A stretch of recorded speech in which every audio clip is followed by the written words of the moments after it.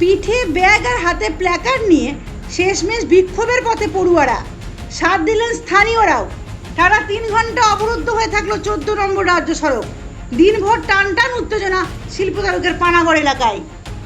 কাঁকসার পানাগড় শিল্প তালুকে একটি বেসরকারি মদ কারখানা এখন রাতের ঘুম কেড়েছে স্থানীয়দের। রীতিমতো আতঙ্কিত এলাকাবাসীরা। মদ কারখানার দুর্গন্ধে অতিষ্ঠ পানাগড়, বুদবুদ সহ আশেপাশের এলাকার মানুষ। অসুস্থ হয়ে পড়ছেন বাড়ির বয়স্ক এবং বাচ্চারাও, এমনটাই অভিযোগ। পরিস্থিতি এতটাই ভয়ঙ্কর যে স্কুলের বাচ্চারাও অসুস্থ হয়ে পড়ছে।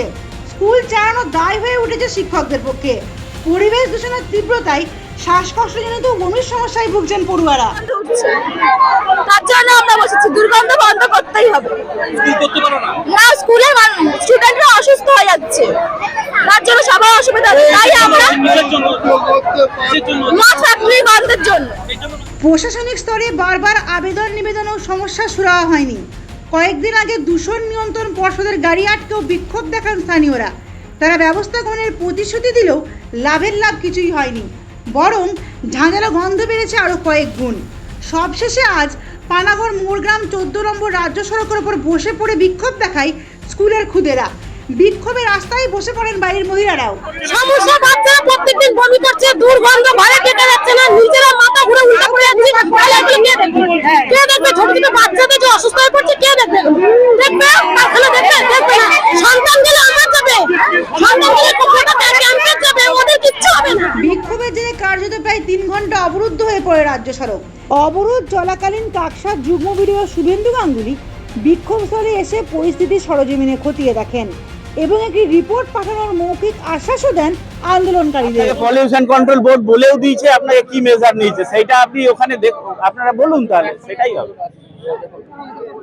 বন্ধকে এই বেরোবার সময় আমি শুনলাম না, আমাদের প্রতিশ্রুতি দেওয়ার কিছু নেই। আমরা ওনাদের যেটা বক্তব্য যে আমাদের পাঠাবার, সেইটা আমরা রিপোর্টটা পাঠিয়ে দিই।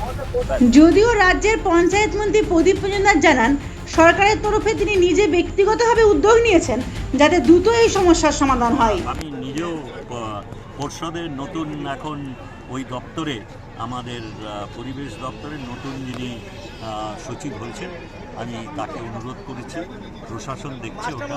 আমরা নিশ্চয়ই কোনো পরিবেশ দূষণকে সমর্থন করি না এবং সেটা যাতে অতি সত্বর এই ব্যাপারে ব্যবস্থা নিয়ে উপযুক্তভাবে পরিবেশ দূষণকে বন্ধ করা যায়, তার জন্য সচেষ্ট হওয়ার জন্য। কিন্তু এলাকাবাসীরা জানাচ্ছেন আর কতদিন তাদের এই নরক যন্ত্রণা ভোগ করতে হবে।